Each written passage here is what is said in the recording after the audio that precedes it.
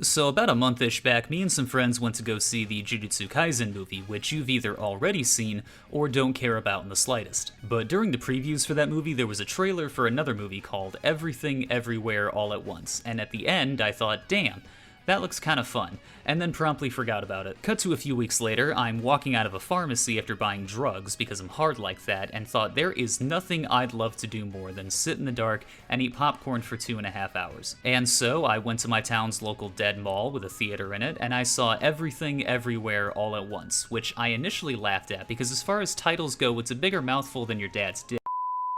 Mashed potatoes. And after it was over, I was in a catatonic state, trying not to cry, and was approached by a very polite gentleman who gently reminded me that after the end credits of a movie is typically when you are supposed to fucking leave. Now, there are already a ton of reviewers saying that this movie is really good, like 9 out of 10 to 10 out of 10 good, and that you should go see it. And I initially was not going to make this video. I have a fucking Tall Girl 2 video that I was supposed to get out this week. Stick around for that, by the way. But this story really hit me in the gut in a way that I haven't felt for quite a long time, and hopefully by writing it all down, I can figure out why. I'm gonna keep this as utterly spoiler-free as I can, because this movie really does deserve to be experienced as blind as possible. So I do apologize if this gets a bit vague and waffly, but more than most movies, I think your viewing experience will be much more impactful the less you know about it. So if I've already convinced you, because I'm just that good, you should go out and see this movie. But if you're a skeptic who needs more convincing because you are a seasoned devil's advocate, then game on, bitch. Everything Everywhere All at Once follows Evelyn Wang, who runs a laundromat with her husband Waymond. She becomes embroiled in a plot to save the multiverse from a great evil and combats this evil with a device that allows her to access the skills and experiences of her alternate selves from parallel universes. I'm gonna stop there because, again, you should just go see the movie. But obviously, some people need more than an apropos of nothing endorsement from a faceless voice on the internet, so I will elaborate. To say this movie is ambitious is a cosmically laughable understatement. The title of Everything Everywhere All at Once is honestly a pretty apt descriptor. This movie juggles a seemingly impossible number of ideas, genres, and themes that by all means should result in a hot, incomprehensible mess. But it all flows and intertwines in such a masterful way that feels organic to the pacing of the story. I've rarely seen a film so expertly implement references and homages to other properties without falling into the Family Guy-esque method of just pointing to a thing and telling everyone to laugh. It also likes to poke fun at tropes and cliches in ways that somehow feel natural to the moment-to-moment action on screen. Any moment that would feel forced or out of place in a different movie somehow manages to blend seamlessly into each scene, and any moments that do feel forced are usually played for comedic effect with shockingly consistent success. That or they serve to intentionally pull the audience out of their comfort zone as a means of resetting their expectations. And I think the movie is able to pull this off because of how it manages tone and absurdity. The directors Daniel Kwan and Daniel Scheinert are fully aware that jumping between universes to gain kung fu skills is a fucking ridiculous concept. And this movie never forgets that it is ridiculous. It takes absurdist comedy and elevates it to a literally universal scale. However, what I find most impressive about the comedic parts of this movie is that it never treats its jokes as disposable. There are a couple instances where they introduce this wacky, absurd concept or idea, and the way they are presented,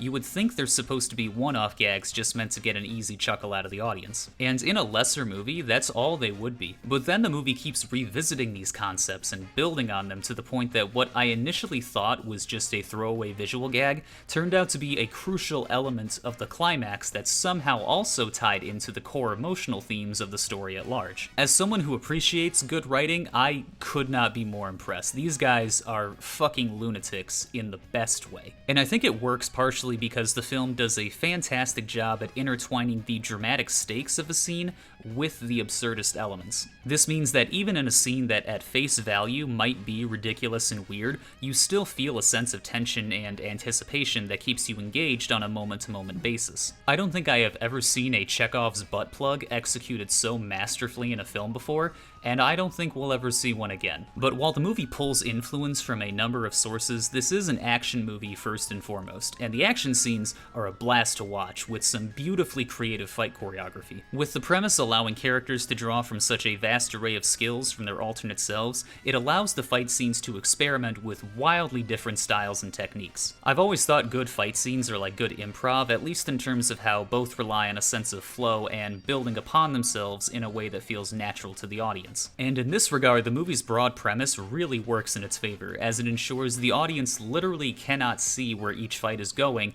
on a moment-to-moment basis, which has the potential to be a visually incoherent mess, but in this case, it just works. All of this just works. I'm a bit hesitant to talk more about this next concept for fear of spoilers, but it is incredible to observe how the fights evolve over the course of the movie. Starting off with more contemporary hand-to-hand battles that slowly ramp up in scope and complexity to an extent that, at times, turns even the concept of a fist fight into something more metaphysical and, dare I say, spiritual. Because even through the ridiculous premise, the reality-bending Matrix shit, the absurdist comedy, and everything in between, there's an emotional core that keeps this film grounded and therefore comprehensible. The themes in this movie are admittedly very simple. Evelyn needs to fight a great evil and along the way learn the value of family and living her life to the fullest. And these themes aren't really subtle either. I know that won't stop some people, but this really isn't the kind of movie you're supposed to make theories about or look for hidden meanings and whatnot. It's got a very simple, upfront thematic identity, and regardless of how much outlandish bullshit happens on screen,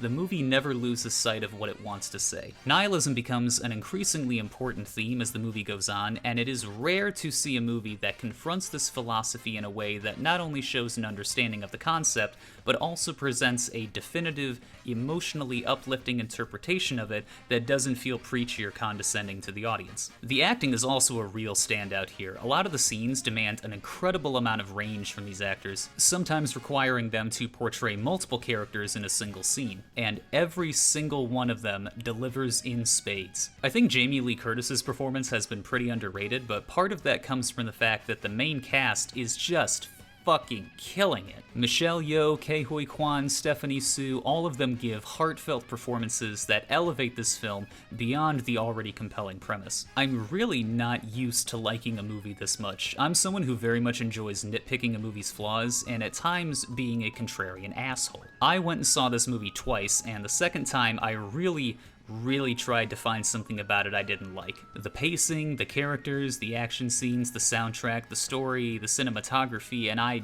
just couldn't. Obviously, no movie is perfect and taste is subjective, and as a critic, it feels weird to have so little to actually critique. But as far as pure enjoyment and execution, there are very few movies I would place above Everything Everywhere All at Once. It is simultaneously greater than the sum of its parts, while also having countless individual elements that can stand on their own merit. I may make another video on this movie once it hits streaming and I can get some footage, because it really does deserve to be analyzed in greater detail. I think this movie is a perfect example of not only what you can accomplish with the medium of filmmaking, but a project that feels like it was made by people who truly cared about what they were creating. This movie just oozes passion in a way that is downright infectious, and it's thrilling to see so many people responding positively to it. So in short, easiest 10 out of 10 I'll ever give, and there's not a single person I can think of that I wouldn't recommend this movie to. So, go see it. If you made it all the way to the end of this video, thank you. I've also got a Tall Girl 2 video coming out soon where I discuss its many flaws and also how it tricked me into liking certain parts of it because I am a broken, defeated man, so stick around if you want to see that train wreck. You can also follow me on Twitter, which I assume will be renamed elonmusk.com any day now. Other than that, have as good a day as you can, and I'll see you next time. Later.